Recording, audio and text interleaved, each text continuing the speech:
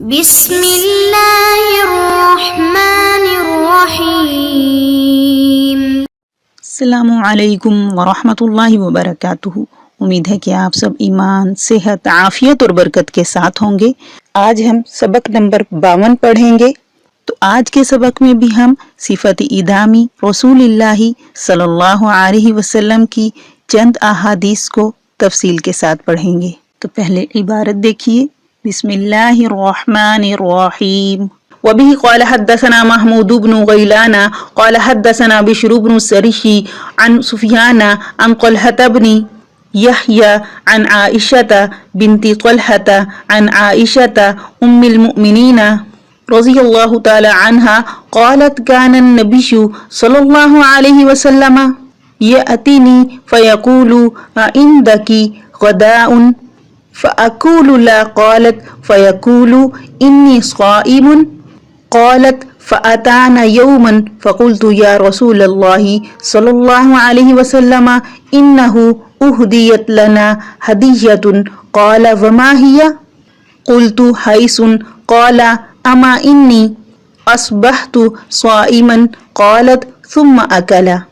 حضرت عائشہ رضی اللہ تعالی عنہا فرماتی ہیں کہ نبی کریم صلی اللہ علیہ وسلم میرے پاس تشریف لا کر دریافت فرمایا کرتے تھے کہ کچھ کھانے کو رکھا ہے۔ جب معلوم ہوتا کہ کچھ نہیں تو فرماتے کہ میں نے روزے کا ارادہ کر لیا ہے۔ ایک مرتبہ نبی کریم صلی اللہ علیہ وسلم تشریف لائے، میں نے عرض کیا کہ ایک ہدیہ آیا ہوا رکھا ہے۔ نبی کریم صلی اللہ علیہ وسلم نے دریافت فرمایا کہ کیا چیز ہے؟ میں نے عرض کیا کہ کھجور کا ملیدہ ہے۔ آپ صلی اللہ علیہ وسلم نے فرمایا کہ میں نے تو روزے کا ارادہ کر رکھا تھا۔ پھر نبی کریم صلی اللہ علیہ وسلم نے اس میں سے تناول فرمایا۔ یاتی فعل مضارع آنا، غداؤ صبح کا کھانا، اغدیاتو یہ اشیاء کا مقابل ہے، باب تفعیل کھانا کھانا، باب تفاعل صبح کا کھانا کھانا، صائمن اسم فاعل روزے دار، صومن روزہ رکھنا، اہتدیت فعل ماضی مجہول، باب افتعال ہدیہ آنا، ہدیہ ملنا، تحفہ ملنا، حیسن کھجور کا مالیدہ جو کھجور، گھی اور ستو سے تیار کیا جاتا ہے۔ تو دیکھیے اس حدیث سے دو مسئلے معلوم ہوئے۔ ایک تو یہ کہ نفلی روزے کی نیت صبح کے وقت بھی آدھے دن تک ہو سکتی ہے، بشرط یہ کہ اس سے پہلے کوئی عمل روزے کے منافی نہ کیا ہو، جیسے کہ نبی کریم صلی اللہ علیہ وسلم نے حضرت عائشہ رضی اللہ تعالی عنہا سے دریافت فرمانے پر نیت فرمائی، اور یہ مذہب حنفیہ اور شافعیہ رحمہم اللہ کا ہے، اور امام مالک رحمت اللہ علیہ کا مذہب یہ ہے کہ نفلی روزے کی نیت بھی رات ہی سے کر لی جائے۔ ہاں البتہ کوئی عارض پیش آئے تو دوپہر سے پہلے دن میں بھی نیت کرنے کا مذائقہ نہیں ہے۔ اور دوسرا مسئلہ یہ ہے کہ اگر کوئی نفلی روزہ رکھے تو اس کو توڑ دینے کا اختیار ہے۔ یہ مذہب شافعیہ رضی اللہ تعالی عنہم کا ہے۔ حنفیہ کے نزدیک قرآن شریف کی آیت ہے کہ اپنے اعمال کو باطل مت کرو، تو اس کی بنا پر روزہ اور نماز یا کوئی بھی عمل ہو اس کو توڑنا جائز نہیں ہے۔ لیکن اس حدیث کی وجہ سے چونکہ روزہ توڑنا معلوم ہوتا ہے، اس لیے دونوں چیزوں پر عمل اس طرح کیا جائے گا کہ اگر کوئی ضرورت اور مجبوری پیش ہو تو اس حدیث کی وجہ سے اس میں گنجائش سمجھی جائے، اور بلا ضرورت توڑنا جائز نہیں ہے۔ اس لیے دیکھیے نبی کریم صلی اللہ علیہ وسلم کے حال سے بھی یہی ظاہر ہے، اور بعض علماء حدیث نے بھی اس جملے کا یہی مطلب بتایا ہے کہ روزہ رکھنے کا ارادہ کر رکھا تھا۔ اس کا مطلب یہ فرمایا کہ پختہ نیت نہیں فرمائی تھی، ہاں البتہ ابھی ارادہ تھا کہ آج روزہ رکھ لوں گا۔ لیکن امام ترمذی کے نزدیک پہلی توجیہ زیادہ اچھی ہے۔ اسی طرح اگر کسی ضرورت سے نفل روزہ توڑ دینے کی نوبت آئے تو حنفیہ کے نزدیک کسی دوسرے وقت قضا کرنا واجب ہے۔ اس لیے کہ حضرت عائشہ رضی اللہ تعالی عنہا کی روایت میں اس کی تصریح کی گئی ہے کہ نبی کریم صلی اللہ علیہ وسلم نے ان کو ارشاد فرمایا تھا کہ کسی دوسرے دن قضا کر لو۔ اگلی حدیث کی عبارت دیکھیے، وبه قال حدثنا عبد الله بن عبد الرحمن قال حدثنا عمر بن حفص بن غياث قال حدثنا أبي عن محمد بن أبي يحيى الأسلمي عن يزيد بن أبي أمية الأعوري عن يوسف بن عبد الله بن سلام عن عبد الله بن سلام قال رأيت النبي صلى الله عليه وسلم أخذ كسرة من خبز الشعير فوزع عليها تمرة ثم قال هذه إدام هذه فأكل۔ امام ترمذی رحمہ اللہ فرماتے ہیں کہ ہمیں یہ روایت عبداللہ بن عبد الرحمن نے بیان کی۔ وہ فرماتے ہیں کہ ہمیں اسے عمر بن حفص بن غیاث نے بیان کیا۔ وہ کہتے ہیں کہ ہمیں یہ روایت ہمارے والد نے محمد بن ابی یحییٰ اسلمی کے واسطے سے بیان کی۔ انہوں نے یہ روایت ابی امیہ اعور سے روایت کی۔ انہوں نے یہ روایت یوسف بن عبداللہ بن سلام سے سنی۔ یوسف رضی اللہ تعالی عنہ فرماتے ہیں کہ میں نے نبی کریم صلی اللہ علیہ وسلم کو ایک مرتبہ دیکھا کہ نبی کریم صلی اللہ علیہ وسلم نے ایک روٹی کا ٹکڑا لے کر اس پر کھجور رکھی اور فرمایا کہ یہ اس کا سالن ہے، اور نوش فرما لیا۔ اخذا اخذن لینا پکڑنا، کسراتن کسرن کسراتن کسی چیز کا ٹوٹا ہوا حصہ، باب تفاعل ٹوٹنا توڑنا۔ تو دیکھیے حدیث میں کھجور کو روٹی پر رکھ کر کھانے کا جو فرمایا نبی کریم صلی اللہ علیہ وسلم نے، تو وہ اس وجہ سے تھا چونکہ کھجور کا سالن کے موقع پر کھانا یہ متعارف نہیں تھا، عام نہیں تھا، اس لیے نبی کریم صلی اللہ علیہ وسلم نے تنبیہ فرما دی کہ اس سے سالن کا کام بھی لیا جا سکتا ہے اور زندگی کے چند ایام کو اس طرح بھی گزارا جا سکتا ہے۔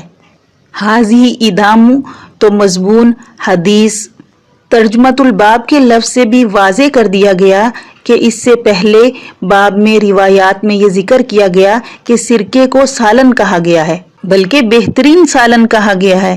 تو اس حدیث میں یہ تعلیم دینا مقصود ہے کہ اگر کوئی باقاعدہ سالن میسر نہ ہو تو کھجور، پیاز وغیرہ کو بھی بطور سالن استعمال کیا جا سکتا ہے۔ یعنی زندگی کے قیمتی لمحات اور اوقات کو لذت اور کام کاج میں نہیں گزارنا چاہیے، بلکہ دین اسلام کی تبلیغ اور ذکر الہی میں اور اس کی دین کی اشاعت اور عبادت میں لگے رہنا چاہیے۔ اور تمام اوقات کو صرف پیٹ پالنے میں ضائع کر دینا یہ انتہائی ناسمجھی ہے کہ چند ایام کی زندگی جو ہے بہرحال گزر ہی جائے گی اور موت ہر تکلیف کا خاتمہ ہے، لیکن جس تکلیف کے لیے موت بھی نہیں ہے وہ نہایت اہتمام کے قابل ہے۔ اس لیے ہمیں اپنی ابدی زندگی کی فکر کرنی چاہیے، اس کی طرف توجہ ہونی چاہیے۔ اگلی حدیث کی عبارت دیکھیے، وبه قال حدثنا عبد الله بن عبد الرحمن قال حدثنا سعيد بن سليمان عن عباد بن الأوام عن حميد عن أنس رضي الله تعالى عنه أن رسول الله صلى الله عليه وسلم كان يعجبه الثفل قال عبد الله يعني ما بقي من الطعام۔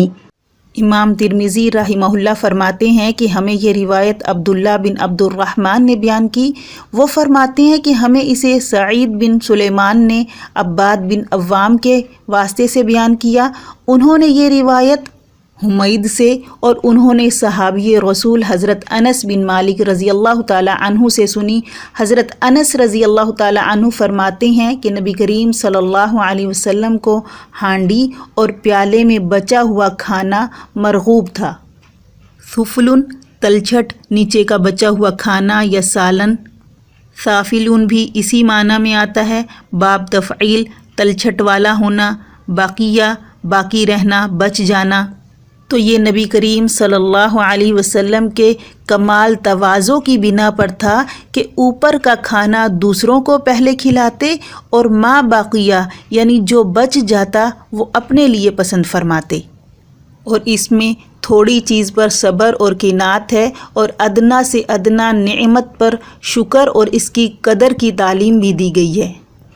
اور اس میں اس طرف بھی اشارہ کیا گیا ہے کہ لوگوں کو کھلانے پلانے والا خود آخر میں کھاتا پیتا ہے۔ اور ایک روایت میں یہ بھی آتا ہے کہ نیچے والے کھانے کی پسندیدگی کی وجہ شاید یہ بھی ہو کہ وہ انتہائی پختہ ہوتا ہے اور جلدی ہضم ہوتا ہے، اور وہ مزیدار اور لذیذ بھی ہوتا ہے، اور اس میں اشارہ ہے کہ آپ کی تواضع اور تھوڑی چیز پر قناعت کرنے کا۔ تو آج کا باب ہمارا مکمل ہوا۔ اس سارے باب کو پڑھنے کے بعد معلوم ہوا کہ نبی کریم صلی اللہ علیہ وسلم کا سالن مختلف ہوتا تھا، کبھی تو کھیرا، کبھی ککڑی، کبھی کھجور، تو کبھی کبھار گوشت۔ ایسا بھی ہوتا تھا کہ کبھی سرکہ، کبھی زیتون کا تیل وغیرہ استعمال کیا، لیکن اکثر حالات آپ صلی اللہ علیہ وسلم کے تنگ دستی زاہدانہ طریقے پر گزرتے تھے۔ اور یہ بھی معلوم ہوا کہ آپ صلی اللہ علیہ وسلم موجود چیز کو واپس نہیں فرماتے تھے اور غیر موجود کے لیے کوئی تکلف وغیرہ نہیں کرتے تھے۔ نبی کریم صلی اللہ علیہ وسلم نے حلوہ اور شہد بھی کھایا اور آپ اس کو پسند بھی فرمایا کرتے تھے، اور نبی کریم صلی اللہ علیہ وسلم نے اونٹ، دمبا، مرغی، ہبارہ، خرگوش، مچھلی وغیرہ کا گوشت بھی کھایا، اور آپ نے بھنا ہوا گوشت، خشک اور تر کھجور بھی کھائی۔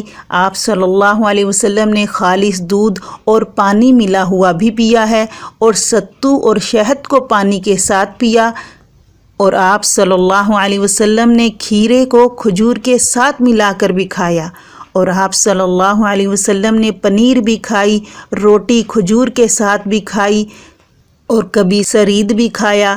آپ صلی اللہ علیہ وسلم نے روٹی پگھلی ہوئی چربی کے ساتھ بھی تناول فرمائی۔ آپ نے بھنا ہوا جگر بھی کھایا، اور خشک گوشت اور کدو پکا ہوا بھی کھایا، اور اس کو پسند بھی فرماتے، اور چقندر بھی کھایا، اور سرید کو گھی کے ساتھ کھایا، اور روٹی کو زیتون کے ساتھ کھایا، اور خربوزے کو تر کھجور کے ساتھ اور خشک کھجور کو مکھن کے ساتھ کھایا، اور اس کو پسند بھی کیا کرتے تھے۔ اللہ ہمیں قرآن اور احادیث کا صحیح علم عطا فرمائے اور اس پر عمل کی توفیق عطا فرمائے۔ اللہ ہم سب کو نبی کریم صلی اللہ علیہ وسلم کی سیرت کو اپنانے والا بنائے۔ اللہ سے دعا ہے کہ ہمارے بھی تمام معاملات نبی کریم صلی اللہ علیہ وسلم کی سیرت کے مطابق ہو جائیں۔ ہمارا آج کا سبق یہاں مکمل ہوا۔ انشاءاللہ اگلے سبق کے ساتھ پھر حاضر ہوں گے۔ والسلام ورحمۃ اللہ وبرکاتہ۔